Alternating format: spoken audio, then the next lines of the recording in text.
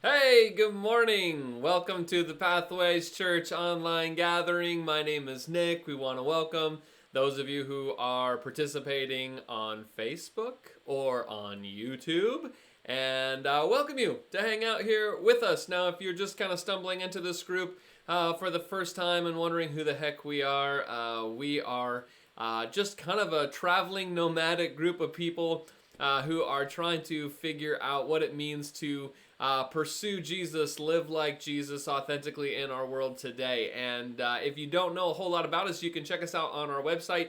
You can go to findpathways.com and learn a little bit more about who we are. But each week we like to introduce ourselves a little bit. I mean, you know, a lot of you who are participating here online probably are familiar with this group a little bit. But just a reminder, we usually use two words to describe ourselves. We're both cautious and curious, right? We're sort of a cautious bunch when it comes to organized religion. Some of us have had some good and some negative probably experiences with religion, but many of us find ourselves a little skeptical on organized religion because we've seen it used and leveraged in ways that are harmful towards others, and sometimes even ourselves in the things have happened in unhealthy ways. And so we find ourselves a little skeptical about organized religion, but many of us haven't wanted to give up on Jesus or God. We wanted to learn more about what it means to follow God, even if we've seen some things in organized religion that have sort of turned our stomach. And so we are actually also a very curious group. We like to ask questions.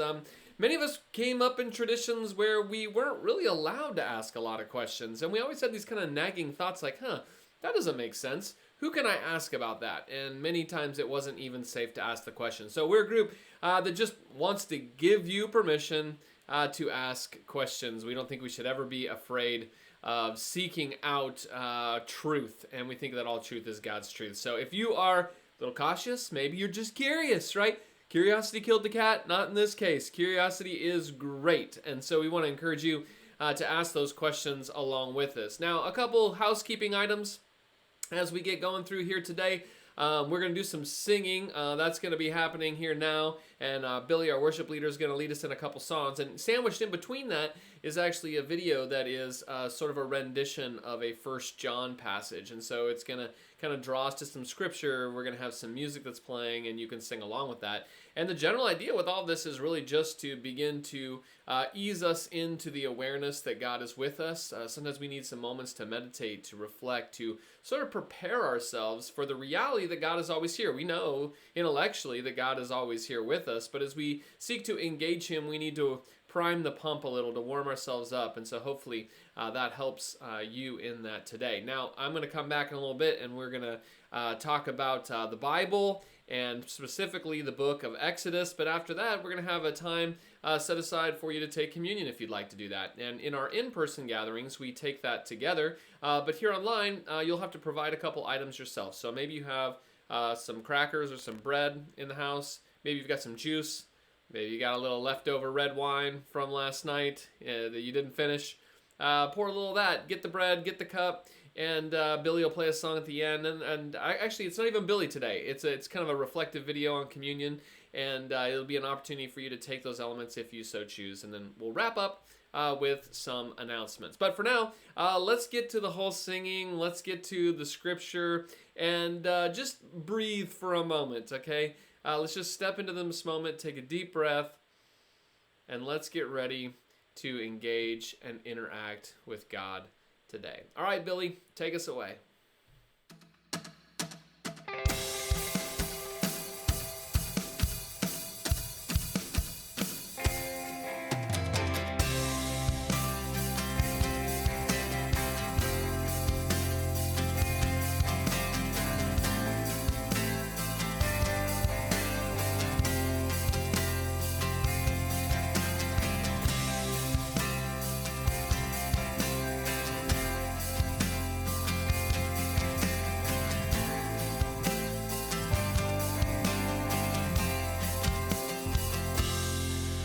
If my heart is so overwhelmed and I cannot hear your voice, I'll hold on to what is true, though I cannot see.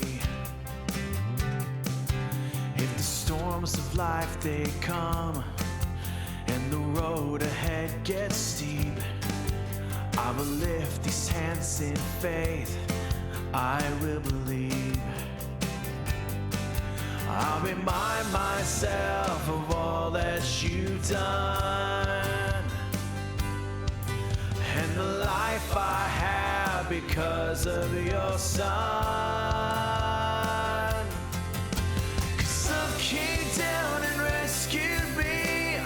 Love came down and set me free. And I am yours. I am forever yours. Mountain high and valley low, I'll sing, I'll remind my soul that I am yours. I am forever yours. When my heart's filled with hope and every promise comes my way, when I feel your hands of grace rest upon me, staying desperate for you, God, staying humble at your feet, I will lift these hands in praise. I will believe. I'll remind myself of all that you've done, and the life I have because of your Son. 'Cause love came down and rescued me. Love came down and set me free. And I am yours. I am forever yours.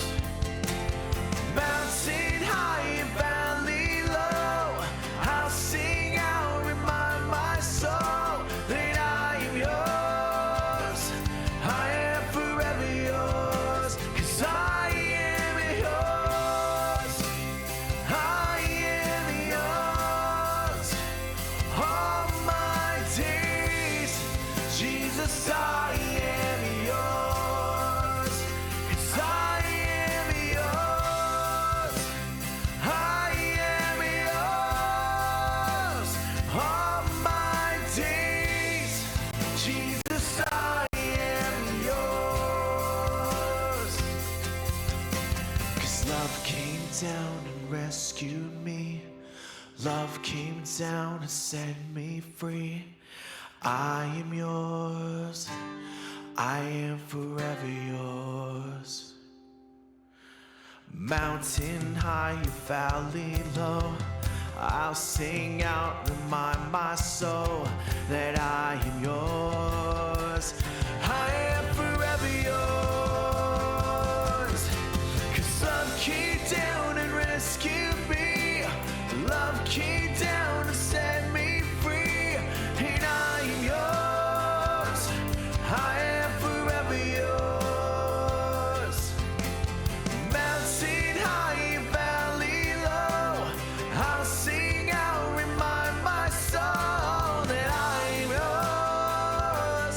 I am forever yours. That I am yours. I am forever yours. That I am yours. I am forever yours.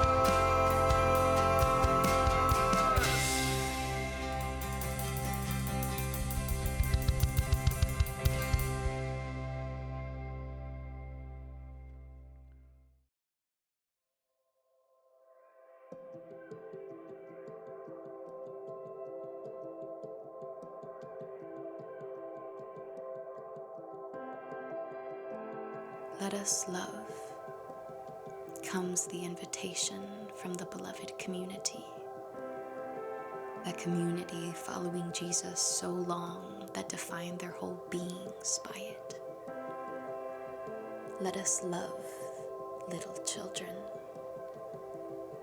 They encouraged each other as if this love was something that was yet unknown and needed to be practiced, like a baby carefully watching the footsteps of others until she finally discovers her own feet can move in this way, wobbly and imperfect, but still walking, still following in the way. let us love little children, not in word or in speech, but as if our whole bodies are learning this new grace. Let us be bold in learning this new movement, for we will falter, and it won't be perfect, just as we are not perfect. Little children, it will feel new and awkward, and it should. It should feel strange to twist and turn our bodies into love's possibility, to learn how to love in the way of Christ, who is still trying to encourage us to love one another. Let this be what defines us now, in this moment. Not so that they will know that we are Christians, but so that we know who that God's love abides. God's love abides in me. God's love abides in you. I am in you, and you are in me, and this changes everything. That is our prayer right now, that we will come to believe enough that God's love abides in us and be so changed. O Christ, may it be so.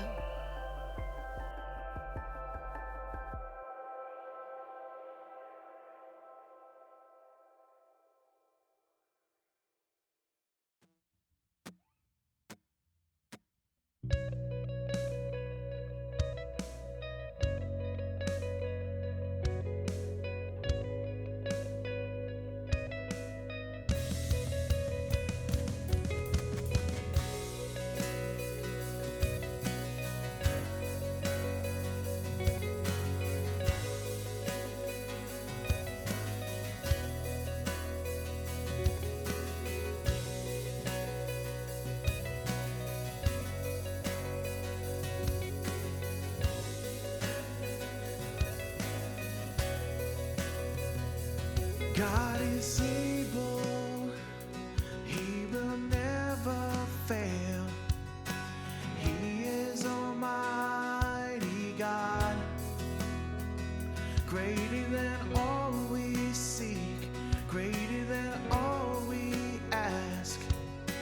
He has done great things, lifted up, defeated the grave, raised to life. Our God is able. In His name we overcome. For the Lord our God is able.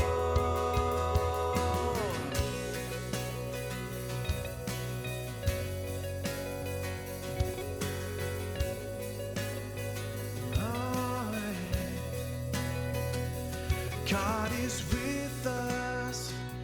God is on our side. He will make a way far above all we know, far above all we hope. He has done great things, lifted up. He defeated the grave, raised to life. Our God is able. In His name we overcome. For the Lord our God is able. Yeah, yeah. Oh, He is able. Oh, He is able. God is with us. He will go before. He will never leave us. He will never leave us. God is for us. He has open arms. He will never fail us. He will never fail us.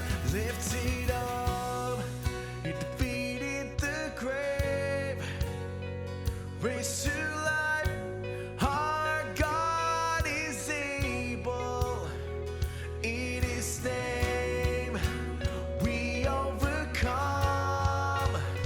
For the Lord our God is able, lifted up, he defeated the grave, raised to life, our God is able, in his name we overcome. For the Lord our God is able. Oh, the Lord our God is able. For the Lord our God is able.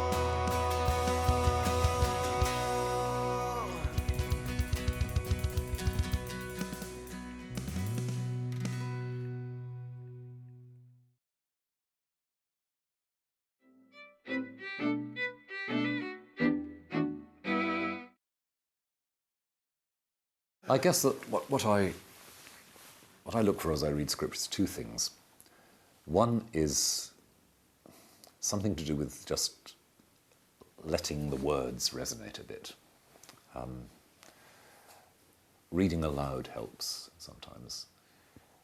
Certainly with some passages, not with all, but with the Psalms, with some bits of the Genesis story, some bits of Samuel and Kings, never mind the Gospels.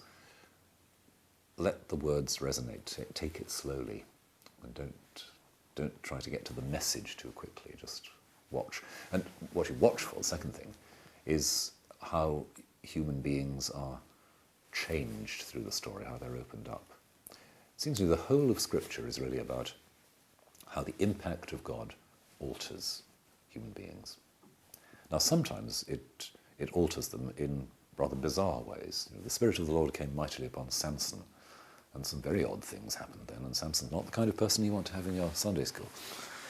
But equally, you have the story of Joseph in Genesis.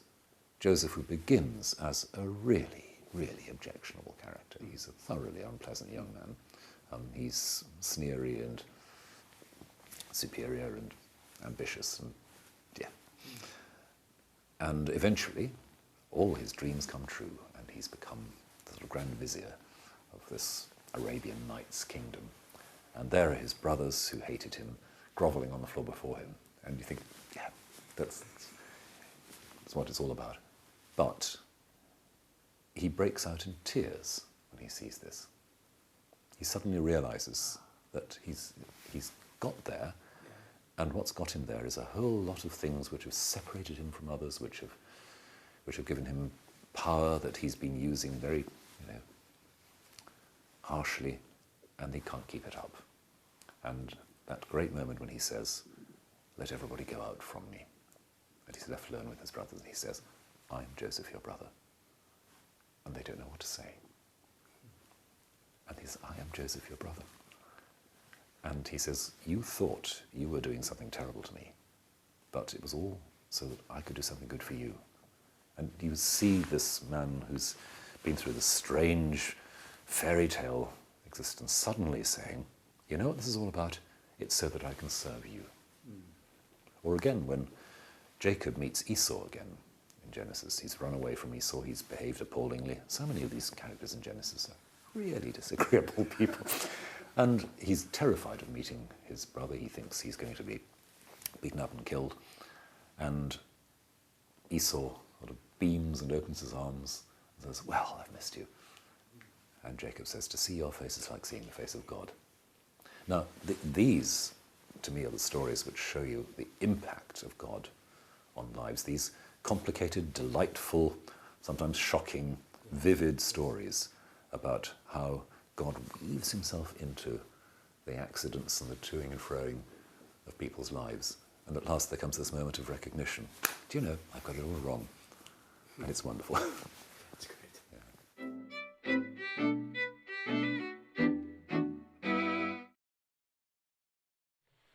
Wow, love that. Rowan Williams talking about the Bible and how the Bible shows us the impact of God on people and how they are altered and changed because of their interaction with God. I love that. I love the Bible, and I love people like Rowan Williams helping to explain these ideas to us, because the Bible text, it is beautiful. It is inspired. It is God-breathed, and I think that these stories, as unusual as some of them are still an incredible way that God still speaks through us today, and I believe still that God can change us through the Bible text. And I hope that we leave this moment today feeling changed by our interaction with God as we discuss the Bible text. Man, love the Bible. I hope you do too.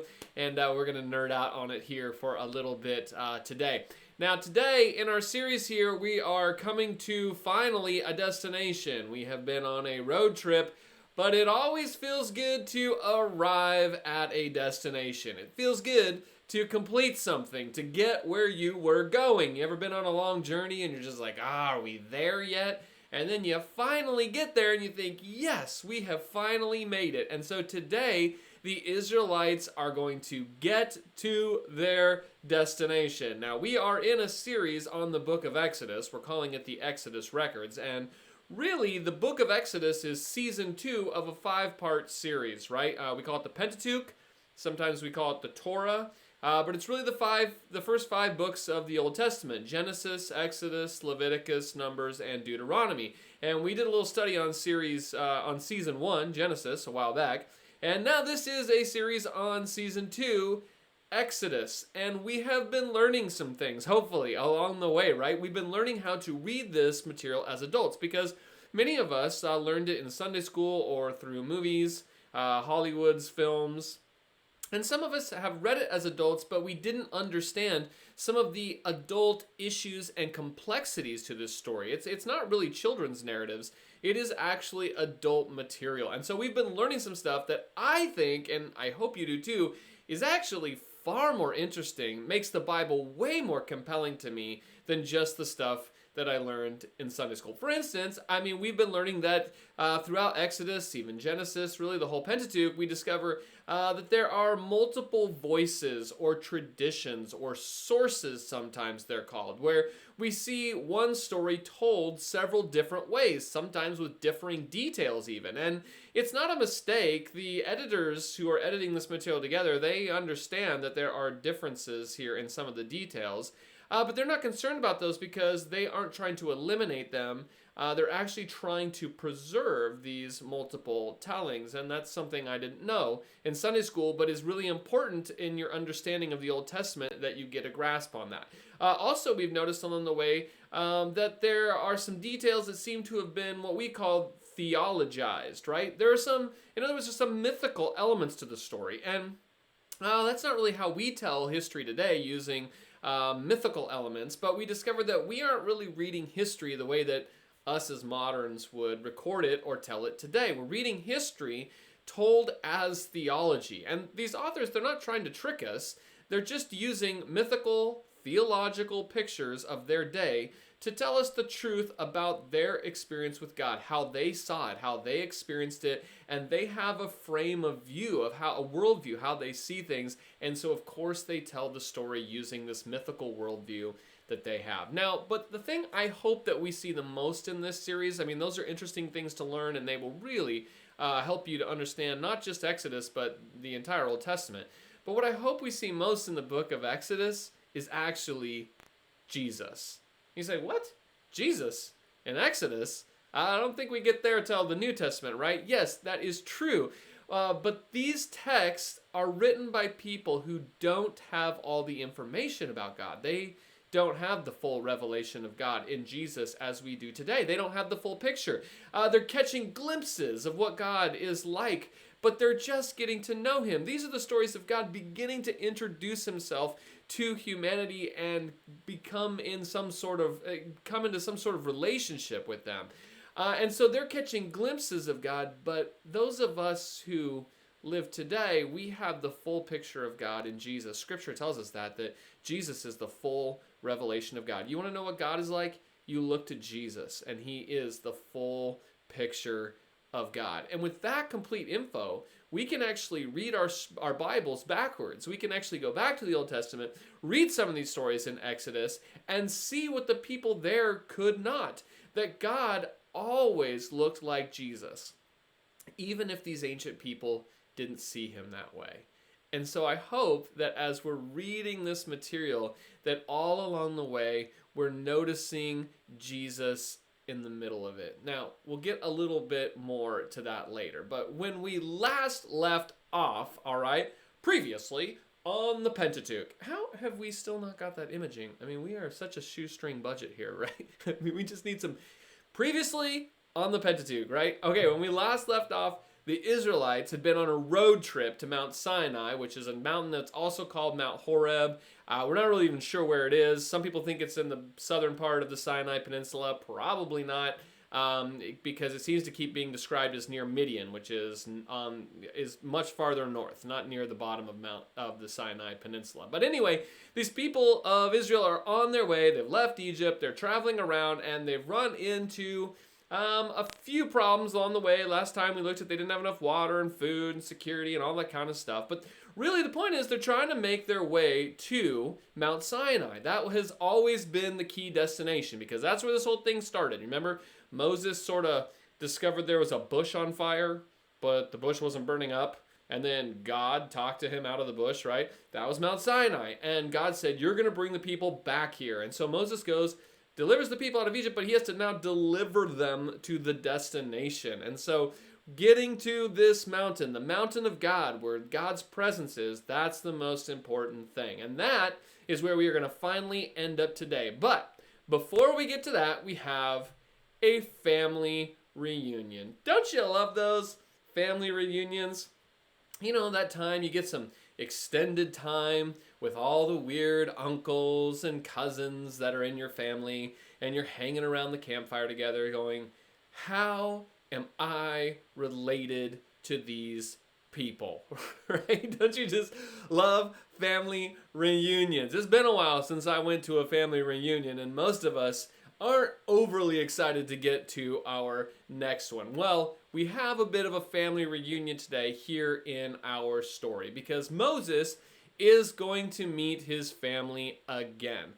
But before we really get into that, it's worth us wondering for a moment why such a reunion is even necessary in the first place. Because weren't they already with Moses?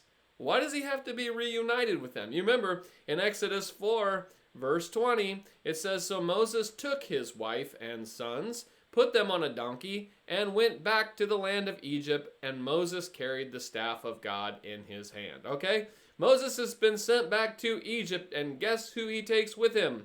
His wife and sons. And it's even specific enough to say that the mode of transportation was a donkey, all right? So Moses had his wife and sons with him. Why does he need to be reunited with them? Because that's what happens in Exodus 18, verse 5. It says, Jethro, we've met him before, Moses' father-in-law, came into the wilderness where Moses was encamped at the mountain of God, bringing Moses' sons and wife to him. He sent word to Moses, I, your father-in-law Jethro, am coming to you with your wife and her 2 sons.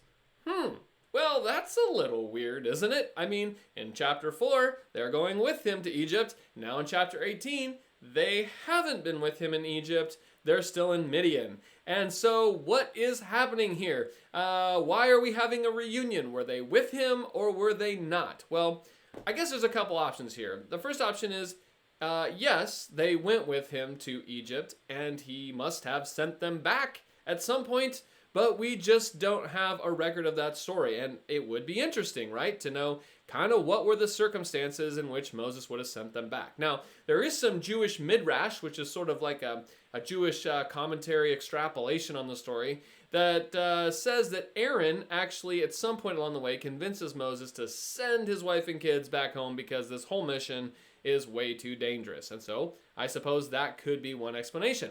Another explanation is that no, Moses never took his wife and sons with him to Egypt, that what we have here is, wait for it, multiple traditions, right? That we may have here two tellings of the same story. Some of the details don't line up. Did they go with him to Egypt? Did they stay home? Were they sent back? Maybe we're just preserving multiple traditions. It could be either one of those options. I don't really know. I don't know how we would know for sure.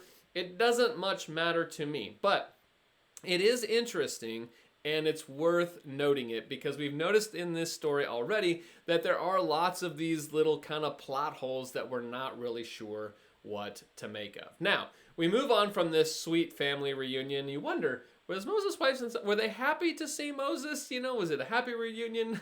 I don't know. We don't get much on the story other than that they are reunited. And we quickly move from this to the very first conversion story in the Bible. And that is the conversion of Moses' father-in-law, Jethro. Now, we met Jethro before, and Jethro is a priest of Midian. So apparently he's not a worshiper of Yahweh. He appears to be aware of a God called Yahweh, but he doesn't appear to be a worshiper of Yahweh. And here we have Jethro's conversion to Yahweh himself. But before we read this story, it's worth pointing out that this story is actually out of order.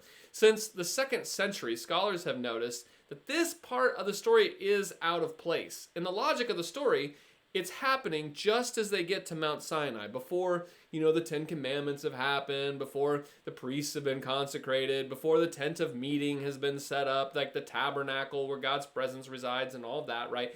That this is happening before that in the logic of the story. It's like Moses just gets to the mountain and, oh, hey, here's Jethro, here's my family, and then Jethro sort of pledges his life to God. But as we read the story, you'll notice that there are some things happening that don't quite fit this moment in the story, because Jethro is offering sacrifices at an altar that doesn't exist yet until later in the story.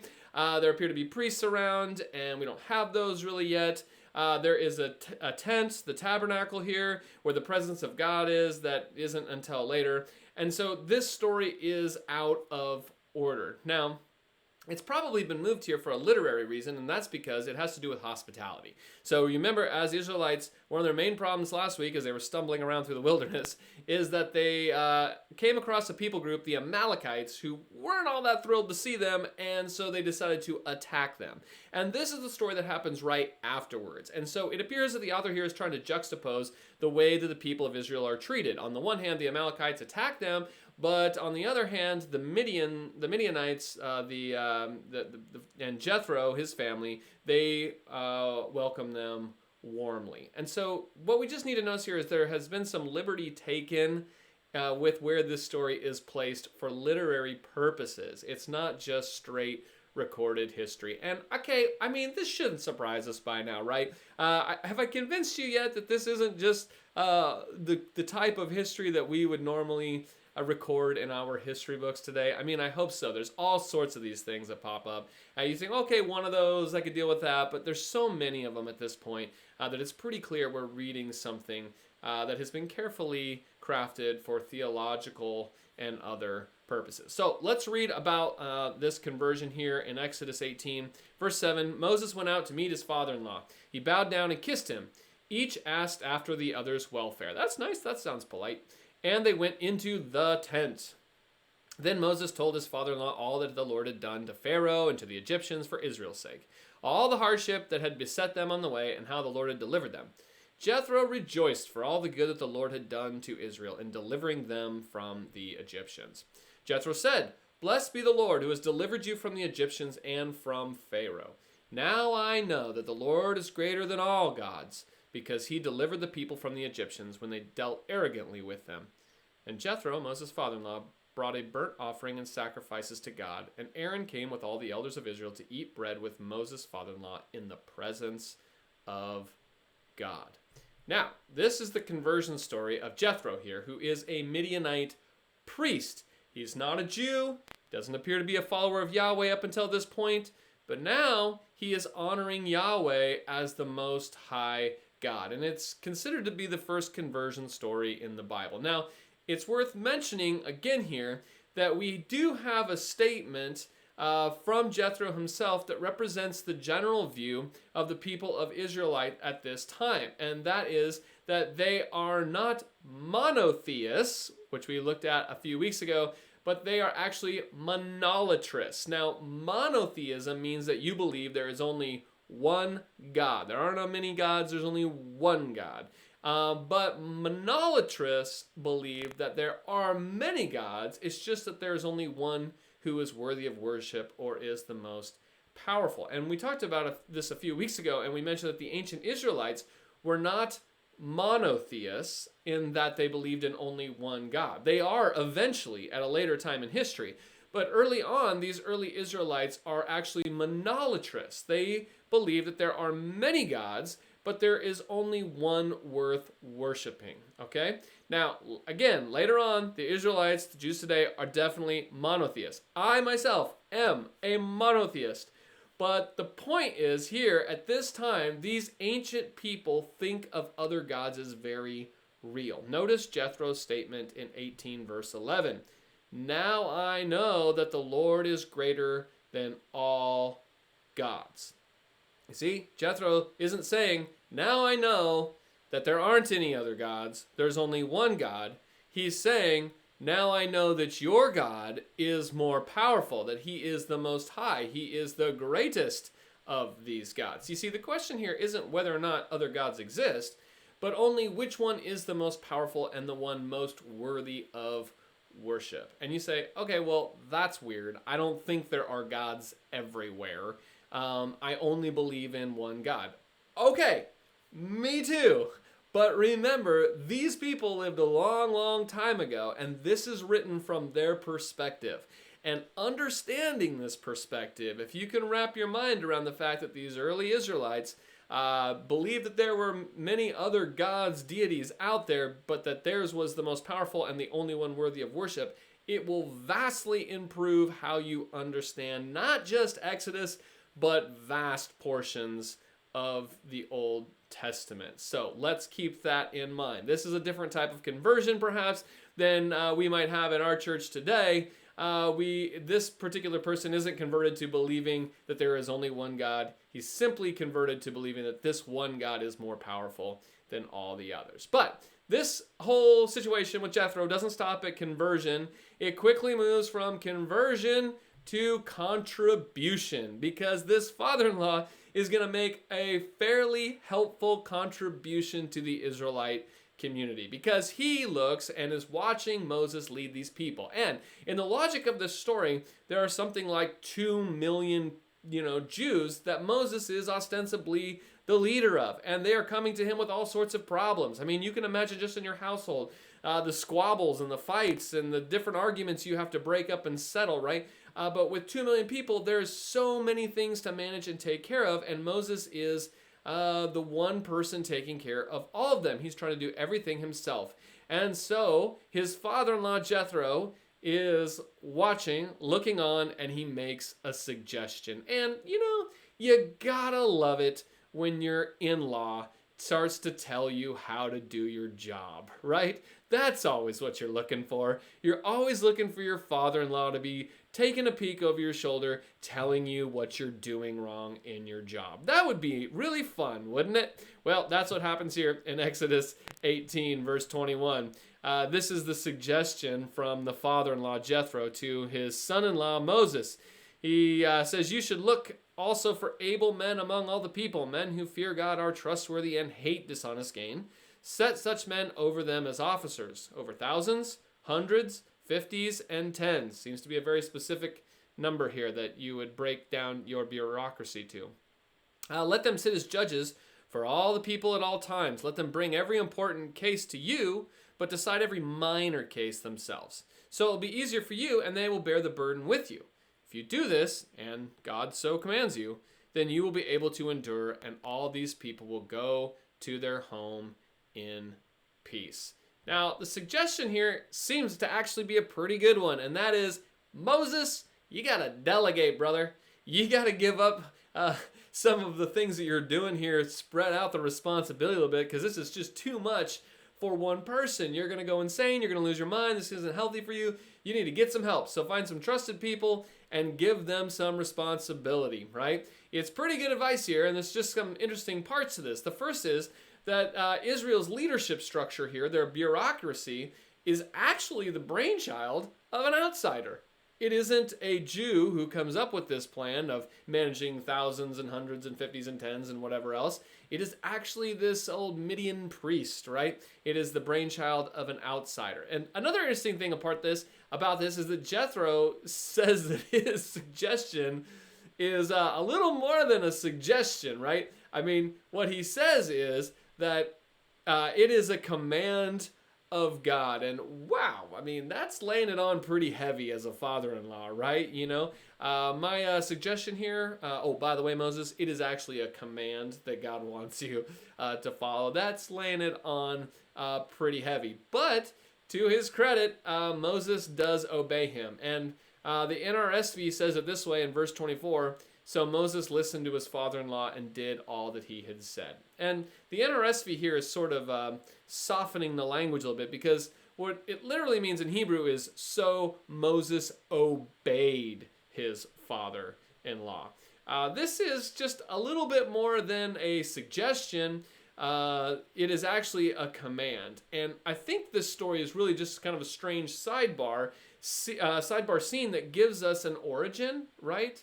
An etiological understanding, an origin story for Israel's leadership structure, saying this is how we organize, probably later in the Persian era, right, coming out of Babylon. This gives a little bit of onus for why we organize ourselves the way we do today. It's something we learned from Jethro, that he advised Moses to delegate in this way. Okay, so it's kind of a strange sidebar, but it's actually a little bit interesting and fascinating. Okay, but what about the mountain? I promised that we were getting to the mountain. All right, let us finally get to the mountain, because 3 months to the day, I mean, wow. Was it exactly 3 months? Is the author just playing, with the numbers here to make it all pretty? I don't know. 3 months to the day, though, after they left Egypt, Israel makes it to the mountain. And it is a very strange mountain scene.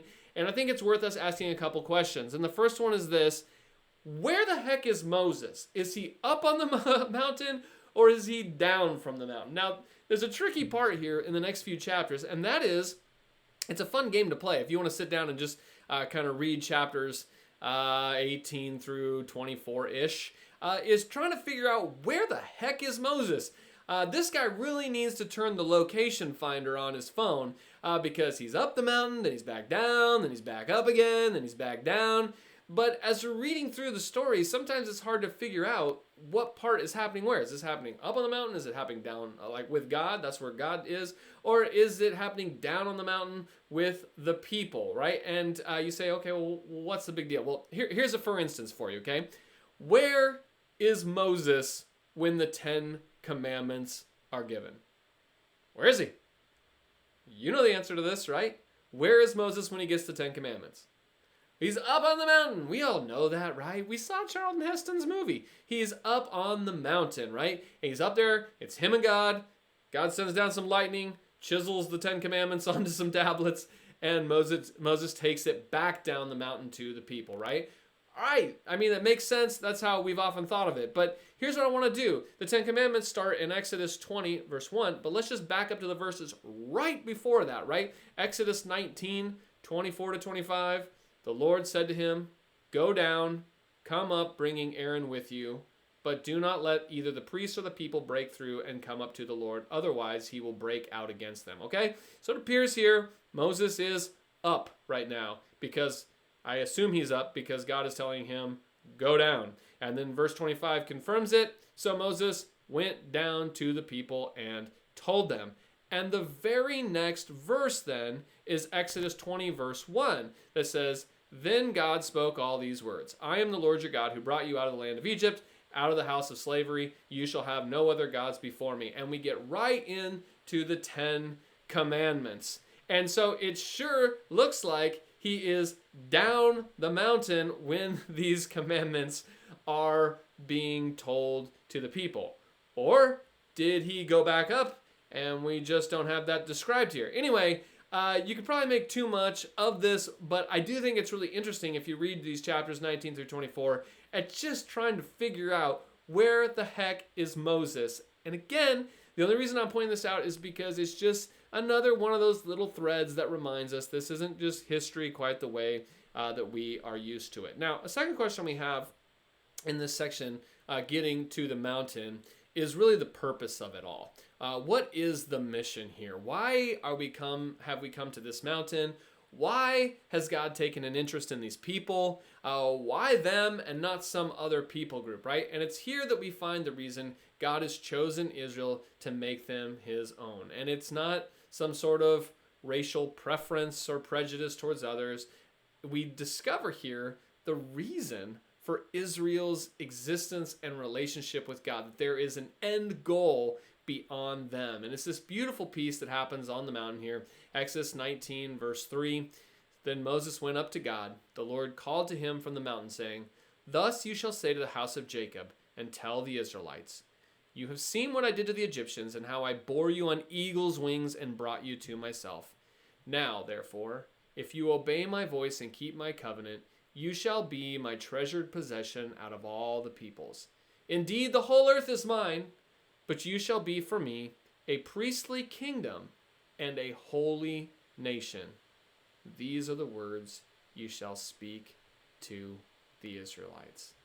And we get right here in this text the mission that God has for Israel in the Old Testament, right? God says, the whole world is mine, but I'm choosing you for a specific reason. And he tells us there, right at the end in verse 6, the reason is that you would be a priestly kingdom and a holy nation. And this idea of priest and holy, they go together. You remember we talked a few weeks ago that priests had a very specific function, and that was to represent God to the people, to tell the people what God had to say, and then to represent the people back to God. They were sort of an intermediary between God and the people. And it appears here that God intends for Israel to be this way for the entire world, that he is choosing them not because he loves them more than other people, but because he is just choosing one group of people to be a priestly nation to the entire world, that his end goal is to reach the entire world, starting with Israel themselves. And this word holy, it really fits with this word priest as well. Holy just means set apart for a specific function. Sometimes we think holy means perfect, like, oh, you're holy, white, blameless, you've got no sin, no problem, right? Holy really means set apart for a specific role or function. It's like you have that nice china in your house, right? You know, the nice dishes you break out at Christmas, but it has a specific function. It's only for nice events. You don't use it all the time. You use it for one specific function. Or maybe you have a tool and it has a specific function, and other times you use other tools, but this tool is used for a very specific thing. And that is kind of the idea here, that Israel they're chosen for a very specific purpose. And this purpose is that God wants to introduce himself not just to Israel, but the whole world. And so he is going to start with Israel, and they are going to become his special instrument to reach the entire world. In other words, God isn't playing favorites. It's not like God likes Jewish people more than all the other people. It's just that God is starting with one people in order to reach all people. And this we can see is actually the plan and purpose for Israel from the very beginning. It isn't like God just was in the Old Testament thinking like, well, I just kind of like one people group. And then we got to the New Testament and God goes, what the hell? We'll include everyone, right? It's not an afterthought. We discover here that right from the very beginning, God's plan is to engage, have relationship with the whole world. Just as he said to Noah, through you, all the nations of the world will be blessed. Now we hear that echoed here in a statement for all of Israel. You are to be a priestly kingdom, a holy nation. Through you, all the nations of the earth will be blessed. Now, Israel, spoiler alert, is going to fail miserably at this task. They can't live up to it, but it is God's mission and purpose for the people of Israel. Now, another question we got to ask here as we get to this mountain, and we'll address the mountain specifically here, is, are we talking about a mountain or are we talking about the temple? Because this language and the pictures gets really confusing. It almost seems interchangeable. Now, we talked about a couple weeks ago in an earlier message that Mount Sinai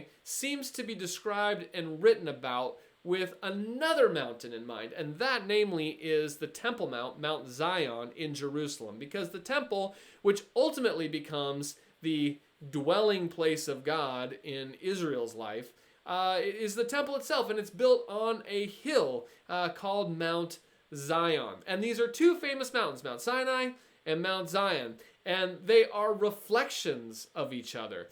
Sinai is like the temple is like Sinai, and it's likely that later writers who are now living past the Babylonian exile are returning to Israel to rebuild the temple, and who know about the temple in Jerusalem up on the hill are now reflecting back the idea of the temple into this earlier story. I mean, we see it here. And it could be giving us a preview of the temple to come, but written from the future about the past, or an origin of the temple story being written back into the Exodus story. We don't really know here, but these two mountains just seem, the temple and Mount Sinai, have a lot in common and are nearly interchangeable. Now, like the temple in Jerusalem, this mountain is special. It is the holy place. Why? Because it's where God is. It's where God's presence is. It's where he dwells, where he lives, just as though he does in the temple in Jerusalem. And so this mountain is special. It's a holy place. And so kind of predictably, it's also dangerous. It's got the presence of God, but it's got demonstrations of fire and explosions and smoke and thunder. I mean, it sounds like a volcano. And you can come near to it if you're a regular person, but don't come too close. I mean, the people, they can sort of stay at the bottom, but there appears to be a line somewhere. And if you cross it, you are killed. I mean, and I hope that line was very clearly marked, right? I don't want to stumble across that line. Now, some priests are allowed part way up, but Moses, one man, is allowed to go to the top where God is. Now, if all of this sounds familiar, it's because this mirrors the temple much later. In the temple in Jerusalem, the outer courts were where all the people would go. I mean, yes, you should purify yourself before going there, and there was all sorts of rituals for that, but just the people could go to the outer courts. The holy place, though, was a place where only the priests could go, and inside the holy place was a place known as the Holy of Holies, separated by a veil, and in that place, the Holy of Holies, only one man, the high priest, could go, because that is where God's presence dwells.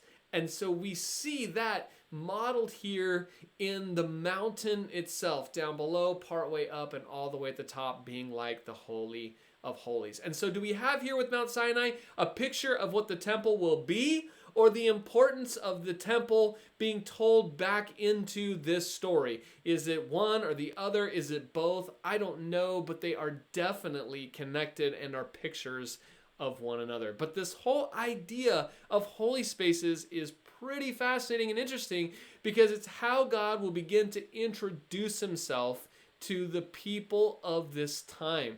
You see, what you have to understand here is God is connecting to ancient people through concepts that they understand.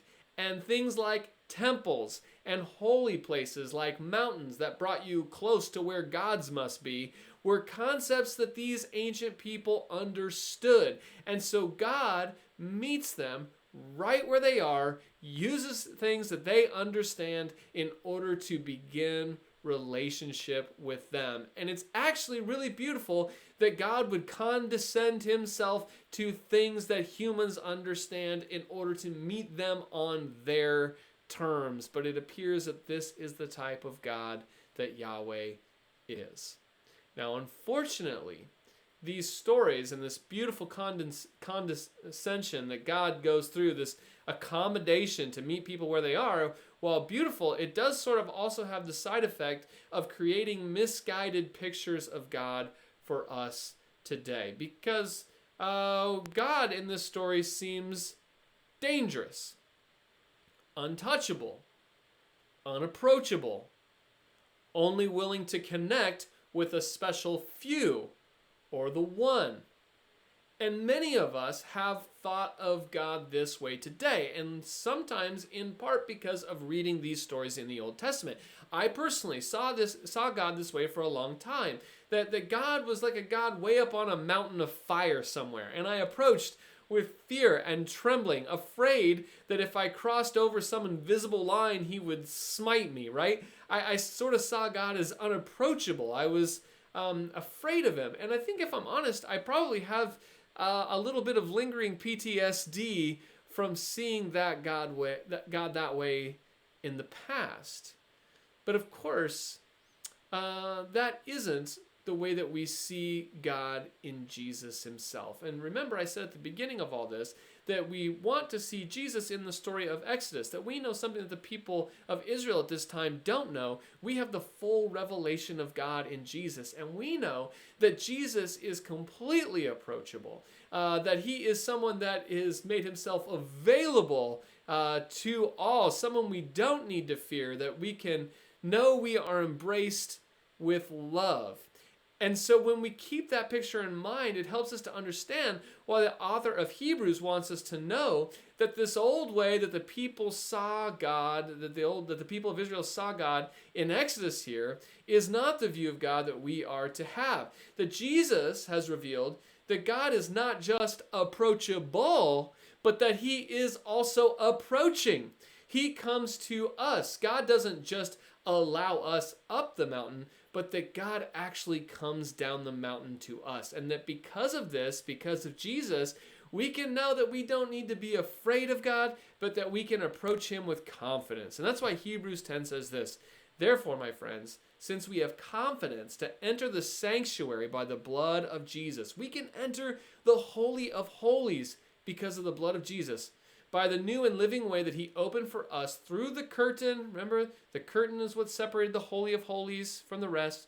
That is through his flesh. And since we have a great priest over the house of God, let us approach with a true heart in full assurance, with our hearts sprinkled clean from an evil conscience and our bodies washed with pure water. You see, the author of Hebrews here is giving us a new and better picture of God, because no matter how ancient people thought of God and where God had to stoop down to meet them, we now have the full revelation of God in Jesus. And we discover that this is a God who comes down the mountain to us. We no longer need to climb the mountain or go to a temple. He has torn the veil. The very thing that separated the Holy of Holies space, it is now torn. It is open. And God's presence doesn't just reside in a temple or up on a mountain. It actually floods all of existence, because temples and mountains have become obsolete. And that is such good news. And it's why Paul tells us in 1 Corinthians 3, "Do you not know that you are God's temple, and that God's Spirit dwells in you?" I mean, what a radical statement. Paul says, we don't need the temple anymore. You are the temple of God. His Spirit dwells in you. He is not a God up on a fiery mountain that is dangerous and unapproachable. He is a God who has made his home in you. Now, maybe you've had a view of God from the bottom of the mountain in Exodus for far too long. Maybe you've lived in fear and trembling of God. Maybe your God has been distant, removed, dangerous. But Jesus is inviting us to a new view of God. Down off the mountain, outside the temple, where God's space and our space collide. And it is this beautiful reunion, like when God was walking in the garden with people.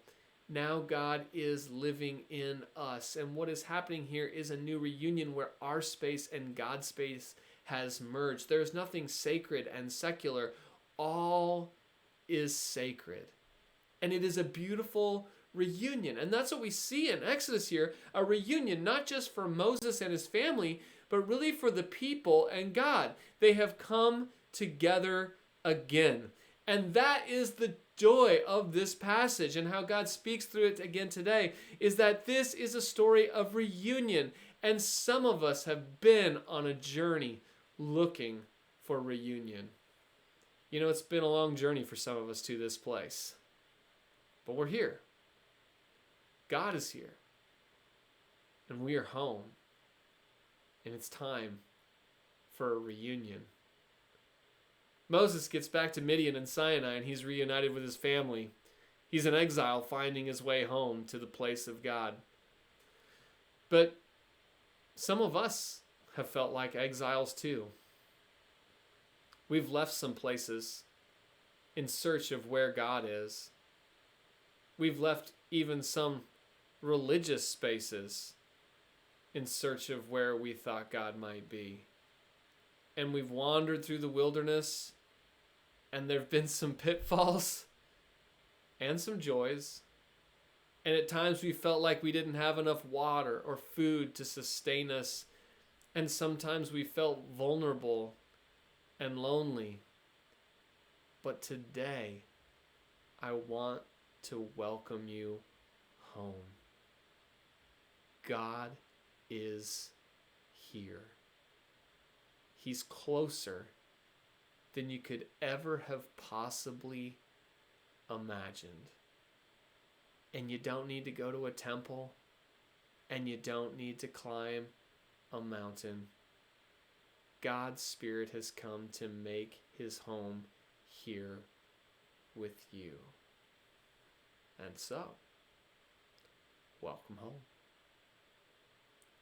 Jesus, we're so thankful today that you have invited us to be a part of your family, that you have reunited us with yourself. Thank you, God, that we don't need to worry about divisions between what is sacred and secular anymore, that you have invaded all space as sacred, that everywhere we step is holy ground, that you are with us all the time. The only thing that's absent is sometimes our awareness of your presence. And so today we ask that you would make us keenly aware of your presence with us today. Thank you that we catch a glimpse of you, God, in the Old Testament, in some of these places, but that what we see in you, Jesus, is that you are a God who is approachable, who is loving, who is kind, who extends love to us. Thank you for taking whatever step necessary to reveal who you really are to us. And we go to the communion table this morning, feeling as though we can go, that we are welcome to the table. This is your table welcoming us home. And we are so grateful, God. We don't have to be perfect. We don't have to have everything figured out, but that we can step into this space and connect with you because you have stepped down to us. We love you, Jesus, and it's in your name we pray. Amen. Well, we want to go to communion today. We have a little communion kind of video song, and maybe if you've got some of those elements with you today, it'll be a good time to have a little mini reunion with God. You know, maybe you've felt close to God for some time now, and this will just be a good time to reflect on that. But maybe you felt distant with God. Maybe you have a little religious PTSD and have seen God as unapproachable and far away. And maybe this communion moment would be a good time to just sit and not express your love to God, but just to sit and allow yourself to feel loved by God. And I pray that you experience that today. Let's go to communion.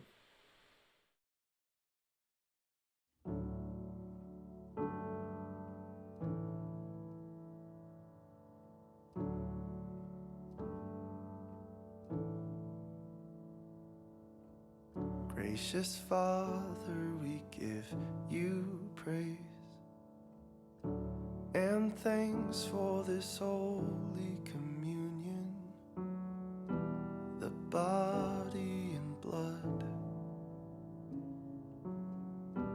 of your beloved Son.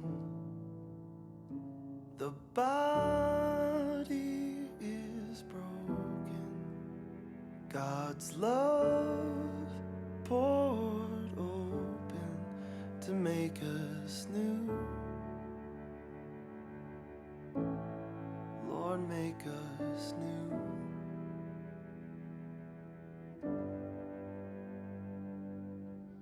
Abba, Father, we bless your name and take part in this holy communion.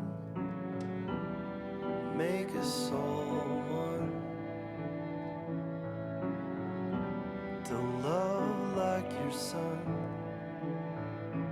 The body is broken, God's love poured open to make us new. Lord, make us new.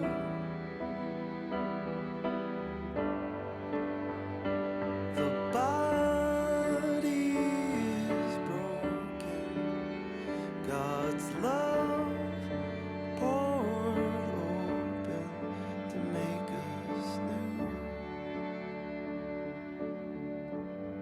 Lord, make us new.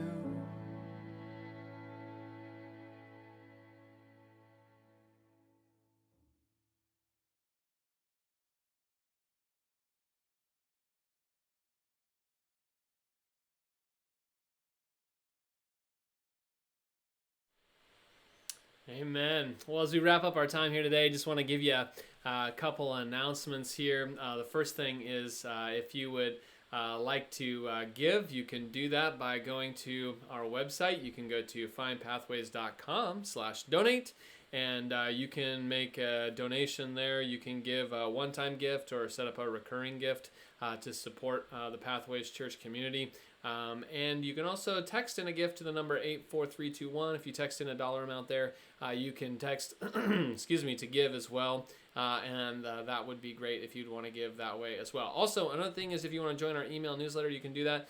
We send it out occasionally, and if you want to keep up to date with things that are happening and you're not a part of this email already, you can message us on Facebook and tell us your email address, or you can email me. My email's on the screen there, and I'll make sure to add that as well.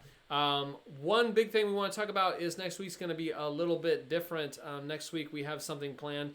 We are going to get together and discuss what does church look like going forward. We're calling it our Vision Sunday Gathering, and the whole purpose behind this is to meet up together and just to talk as a community about what are some of the things that we value about our community right now that we find useful and helpful, and we would like to consider that we'd like to continue doing.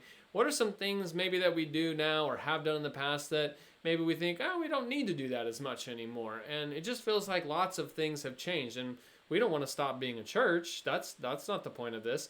It just feels like maybe it's a good time to reassess what it is that we do as a church, where we put our focus, and like a lot of things, that some of the teaching elements and stuff, I hear feedback is good and fun to connect with, but man, I really need to connect with people relationally, and how can we enhance that? And so we just want to have the group come together, pray about where is God taking us. Do we need our own building? Yeah, probably. And we have a couple ideas for that, but depending on kind of what we want to do as a church, it might really affect what kind of building we want. For instance, I know everyone here is watching this on YouTube or Facebook, and there's many of you that aren't ever going to come in person because you don't live locally. And so what would it be like to start kind of a church community in your house? Maybe people who meet at your house, maybe you watch this together and just have lunch together, but where there'd be a way for you to develop some sort of deeper friendships with people in your area where you're learning together, but also just sort of doing life together, because we have sort of become a church that isn't just centrally located in a city anymore. We're sort of a group of people who is exploring things and wanting to take a fresh look at things, and we live all over the place. And so we just want to explore how can we do this and live into this new world where we're online and together and all this, and have a discussion and just pray and ask God to help lead us in the middle of it. So that's what we're going to actually do next Sunday at 10 a.m. Now, for those of you who are online, we're going to try to find some way to include you in this. I'll probably record a little video piece, and we may even just live stream what we're doing, although I'm not sure kind of our little small group discussions will translate well that way. So we're trying to figure out this week what we'll do for that portion of it, but we'll at least post a kind of a survey online so that you can answer some of these questions and give some input as well, because we'd like to hear your voice as well, because you are a part of our community. And even if I don't see your face, each week because you live somewhere else, we are excited that you are a part of this community, and we want to find a way to connect you better with other people in this community so that you not just have a video to watch, but you have some friends and family who have your back, okay? So that's what we're kind of doing next week. And so things will look a little bit different on here, and then after that we'll continue on with our series in Exodus, and frankly, we just have a little bit more to go. And next time we do pick it up, it's going to be about the 10 Commandments, and there's some pretty interesting stuff with the 10 Commandments that I think we'll have some fun with as well. Okay, that's pretty much it. Hope you have a really great week, and we will talk to you next time. Bye.